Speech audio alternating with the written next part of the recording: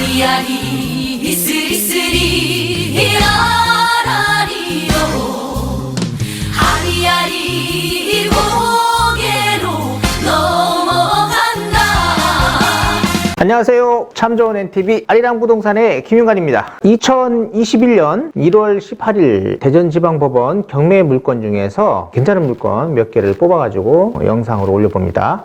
첫 번째 물건은 지분 경매 아파트 물건이에요. 미납 사건이 일어났습니다. 미납 경매 사건이고요. 보증금이 날아간 사건입니다. 요거는 지분 경매니까 뭐 많은 분들이 어려워할 수 있는 그런 물건이기도 하고요. 또 낙찰을 받기도 굉장히 어렵습니다. 나머지 공유자가 우선 매수 청구를 하게 된다면 입찰 들어갔다가도 입찰을 못 받는 상황이 발생할 수 있기 때문에 좀 어려운 경매 사건이긴 한데 권리상은 아무런 하자가 없어요. 가격 때문에 문제입니다. 입찰을 했다가 낙찰을 받았는데 미납을 했거든요. 왜 미납을 했는지 한번 보도록 하겠습니다. 두 번째 물건은 세종시 상가 경매 물건이에요. 고운동에 있는 물건인데 전용 면적이 25평 정도 되더라고요. 그리고 가격도 지금 두 번 유찰돼 가지고 최저가 49% 시작합니다. 또 대전에 이제 지적동이죠. 지적동에 좀 큰 아파트, 평수 큰 아파트 물건은 이제 분석은 안 하고 그냥 소개해드리고, 또 세종시 상가 해들마을의 6단지 물건 다시 한다는 거 그거 소개해드리도록 하겠습니다. 자, 시작하도록 하겠습니다. 첫 번째 물건입니다. 2021 타경 물건이고요. 유성구 상대동 물건입니다. 도안 신도시 트리플시티 아파트죠. 5블럭입니다. 주변이 아파트가 굉장히 가격이 높죠.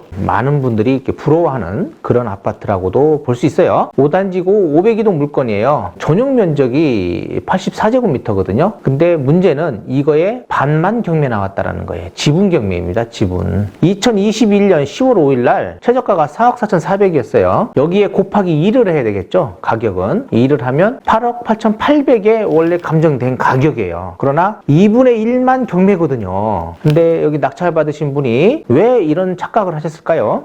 매각 가격은 6억 1,000입니다. 한 명이 입찰 들어왔어요. 이분은 경매를 처음 배웠다든지 아니면 뭔가 착각을 일으키신 것 같아요. 그 당시 6억 1,000이면 제가 볼 때는 이거 왜 들어왔나 싶을 정도예요. 만약에 정상적인 거였다면 이 가격에 낙찰 못 받거든요. 그냥 재미로 들어왔을 수도 있다라고 저는 생각을 하고, 아니면 이제 경매를 전혀 모르는 분이 처음 배워가지고 지분 경매인지 모르고 입찰을 하셨을 것이라 저는 생각을 합니다. 그래서 6억 1,000에 낙찰됐는데 이제 일단 미납했어요. 2021년 12월 14일 날 4억 4,400에 했는데 유찰됐어요. 당연히 아무도 안 들어오죠. 이 가격에 안 돼요. 지금은. 그래서 2022년 1월 18일 날 시작합니다. 한번 유찰되면 30% 저감되죠. 그래서 3억 1,080만 원에 시작을 합니다. 그동안은요, 대전지방법원 경매에서는 이렇게 재경매 사건이 일어나면 이 보증금, 이 미납 사건이죠. 미납 사건이 일어나면 이 보증금을 그대로 10%로 했었어요. 근데 이번에 처음입니다. 처음. 이거 제가 볼 때는 20%로 잡혀 있어요. 그래서 6,216만 원이 입찰 보증금입니다. 이거 혼동하시면 안 돼요. 그동안은 무조건 10%였어요. 그러나 20%입니다. 이제 이거 꼭 확인하고 가셔야 됩니다. 20% 입찰 보증금 입금하셔야 된다는 거예요. 수표 한 장으로 준비하셔야 합니다. 이거 굉장히 중요합니다. 이번에 이것 때문에 1등 되고 낙찰 못 받을 수도 있어요. 그리고 이 지분 경매가 중요한 건 뭐냐면 공유자입니다. 공유자가 와가지고 낙찰된 사람이 만약에 한 3억 8천 정도 썼어요. 아, 제가 그 가격에 가져가겠습니다 라고 하면 그분은 차순위자가 돼버리는 거고 공유자가 낙찰자가 되는 겁니다.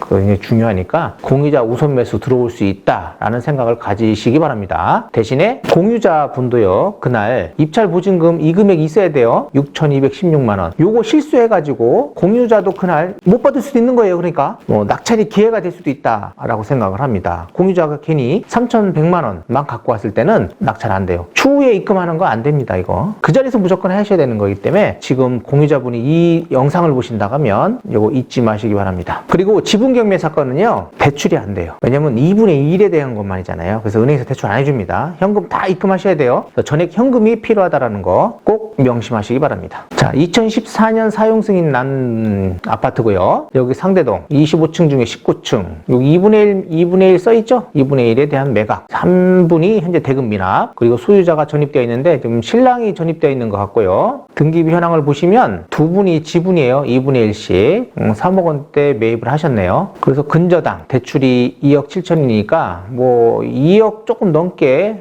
대출이 있다고 보고, 또 가압류가 있어요. 이게 대여금이네요. 보니까 9천만 원을 가지고 청구해서 지금 소송입니다. 근데 이제 문제는 요 금액이 작기 때문에 원래 취하되는 게 맞거든요. 요 밑에 가처분 보세요. 이혼에 따른 재산 분할이에요. 와이프분이 어차피 가처분 신청해놨어요. 근데 남편분에 대한 경매 사건이거든요. 이분이 돈 낼 수가 없어요. 어차피 가처분으로 집이 날아가잖아요. 제가 볼 때는 그냥 그대로 취하될 가능성은 없다. 와이프 2분의 1 나머지 공유자가 이거를 가져오는 것이다 라고 생각하면 될 것 같아요. 공유자 우선 매수권 행사 1회로 제한되어 있고, 대여금 사건, 강제김매 사건입니다. 송달 내역을 보시면 뭐 공유자도 송달됐고요, 채무자 겸 소유자도 나머지 그 소유자 박 누구누구, 그리고 소유자 공유자 신 누구누구 다 통지가 됐어요. 그리고 최고가 매수인 있는데 이분 저기 안 됐고 미납했고요. 중요한 게 뭐냐면 미납했잖아요. 이 미납 금액을 어디로 하냐 이거예요. 미납 금액은 요 배당에 들어갑니다. 여기 좀 채권액이 적잖아요. 여기에 4,400만 원이 배당 금액으로 포함돼 버려요. 그렇게 되면 요 돈은 나중에 누구한테 가겠다? 3억 만약에 8천 낙찰됐다. 그러면 이분 가져가고 2억대 가져가고 3억대죠. 이렇게 되면 3억 조금 넘을 거예요. 나머지 금액 여기 국민연금 요거 가져가고 하면 나머지 금액 어디예요? 이분이 가져가는 거잖아요. 와이프가 나머지 금액 전부 다 가져가는 겁니다. 낙찰이 높게 되면 높게 될수록 여기 현재 공유자, 나머지 공유자 이분은 굉장히 좋고요. 이 4,400만 원까지 플러스가 됐기 때문에 더 좋은 겁니다. 요즘 가격이 좀 떨어지니까 나쁠 수도 있겠죠. 매각물권 명세서, 공유자 우선 매수권 있다라는 거 표시했고요. 배당 요구 종기일, 근저당 요 최선이 요게 말소기준 권리예요. 전부 다 소멸되니까 가처분이고 뭐고 다 소멸입니다. 이거 그게 걱정 안 하시고 입찰하셔도 되고요. 관리비도 어차피 미납이 좀 많이 돼 있다 그러면 2분의 1에 대한 것만 관리비 부담하시면 돼요. 어차피 나머지 공유자가 있으니까 크게 문제는 없을 것 같다. 이제 가격입니다. 가격. 제가 2020년 11월 요 날짜로 박스를 체크해 놨어요. 이유는 뭐냐면 지금 나오는 매물은 8억대 나옵니다. 이렇게 매매가 뭐 요거 저층은 6억 9천 이렇게 나오거든요. 근데 어쨌든 간에 8억대 매물이 나오고 최근 매매된 게 7억 1천이에요. 그러니까 이 가격이 붕괴됐다는 거예요. 작년에 그 가격이 밑으로 거래가 되고 있다라고 생각하시면 됩니다. 그래서 만약에 낙찰을 받는다면 이 기준으로 해서 체크를 하셔야 되고, 대출이 안 된다는 거, 그리고 공유자 지분 중 2분의 1이 있기 때문에 전입이 안 된다는 거예요. 따지면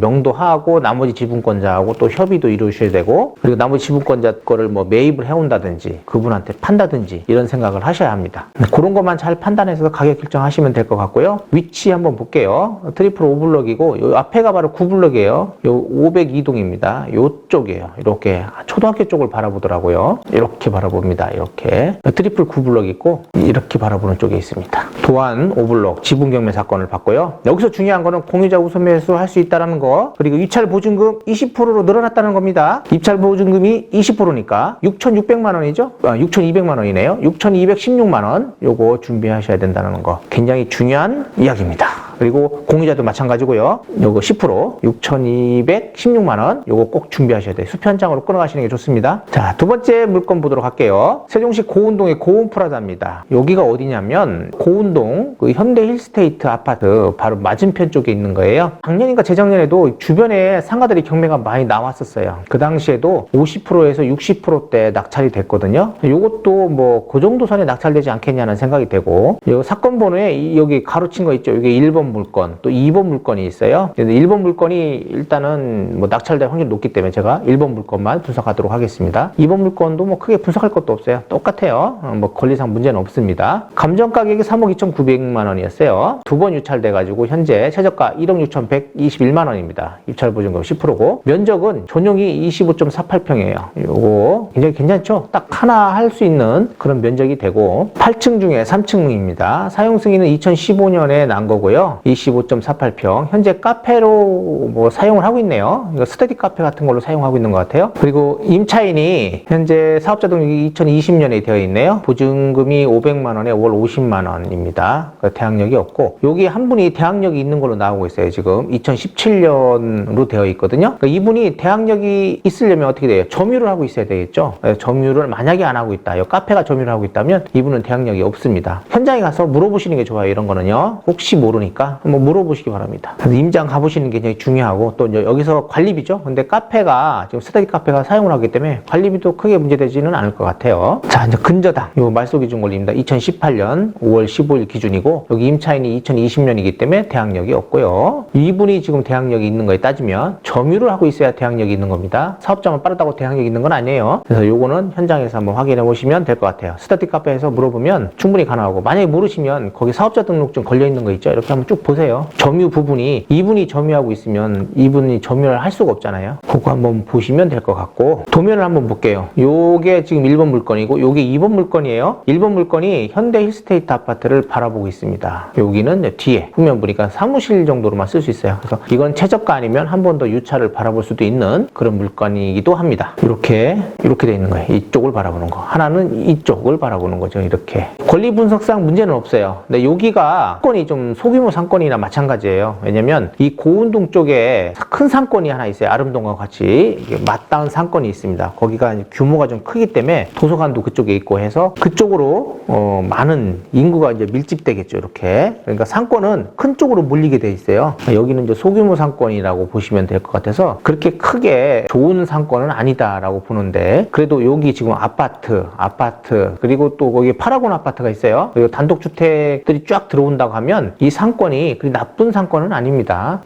너무 커가지고 공실이 많은 상권이 될 수는 없어요. 제가 볼 때는 뭐 나쁘지는 않은데 그래도 지금으로서는 단독주택들이 다 들어오고 할 때까지는 큰 상권에 뺏긴다라고 봐야 돼요. 상권이. 그래서 조금은 뭐 수익이 좀 문제가 되지 않겠냐. 주변에 여기 얼마 정도 뭐 세를 놓을 수 있는지 이런 것들은 한번 파악해 보시는 게 좋아요. 상가는 무조건 수익입니다. 유성구에 있는 열매마을 아파트입니다. 요거 권리 분석상 문제는 없어요. 제가 그냥 요거 있다라는 것만 소개시켜 드리려고 하는 거기 때문에 감정 가격은 9억대고요. 한번 유찰돼가지고 6억 3,070만 원에 시작을 합니다. 입찰 보증금 10%. 근데 면적 보세요. 163제곱미터죠. 전용 49평이에요. 이게 한 60평대 아파트겠죠. 그러면 이 큰 평수는요 매매하기는 조금 힘들어요. 뭐 또 큰 거 찾는 분들이 있잖아요. 그래서 세종하고도 가깝고 하니까 그 역도 가까이 있고 지하철역도. 그래서 제가 볼 때는 세종 쪽에 뭐 왔다 갔다 하시는 분들 또 그 저쪽 관평동이라든지 아니면은 그 영구단지 쪽에 다니시는 분들한테는 좋을 것 같아요. 큰 평수를 찾는 분들한테는 추천드리는 물건입니다. 관리비가 좀 미납되고 있는 것 같더라고요. 그래서 관리비 미납 부분 잘 확인하셔야 돼요. 왜냐면 이 큰 평수는 관리비가 한 달 관리비가 꽤 세요. 그런 거 잘 판단해 보세요. 관리비 꼭 확인하시고요. 그리고 소유자가 점유 중입니다. 이거. 그리고 가격은 이게 한 8억대? 그 정도 이번에 낙찰은 꼭 될 것 같습니다. 자, 이제 세종시 대평동 물건입니다. 대평동 해들마을. 이거 저번에 영상 제가 찍어서 올린 적이 있습니다. 이게 지금 유찰에 대해서 최저가가 49%대에서 시작을 하는 거예요. 전부 유찰.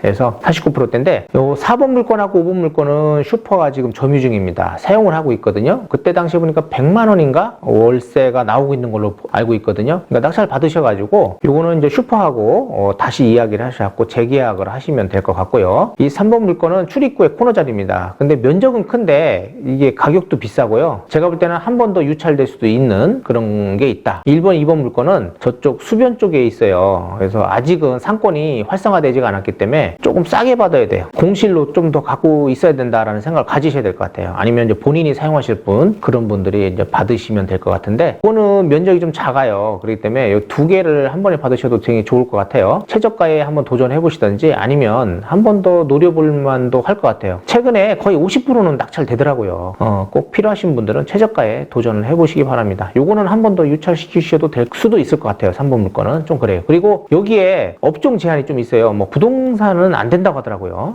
못 들어온다고 합니다. 그러니까 그런 거 업종 제한이 뭐가 있는지 이런 것들은 한번 판단해 보셔야 되고, 관리비 현재 미납되어 있는 거 판단해 보셔야 되고요. 요 슈퍼는 뭐 본인들이 관리비 내니까 큰 문제는 없을 것 같고 받아갖고 재계약만 잘 하시면 될 것 같아요. 네, 이렇게 해서 2022년 1월 18일 날 대전지방법원 경매물건 중에서 괜찮은 물건이다 싶은 거 몇 개를 제가 뽑아가지고 영상으로 올려봤습니다. 구독, 좋아요, 알림 설정 꼭 부탁드리고요. 다음에 뵙도록 하겠습니다. 감사합니다.